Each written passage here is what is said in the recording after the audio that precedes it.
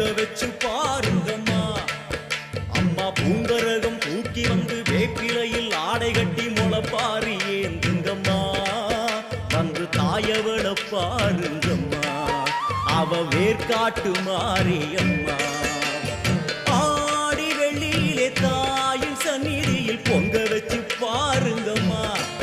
அம்மா பொங்க வச்சு பாருங்கம்மா.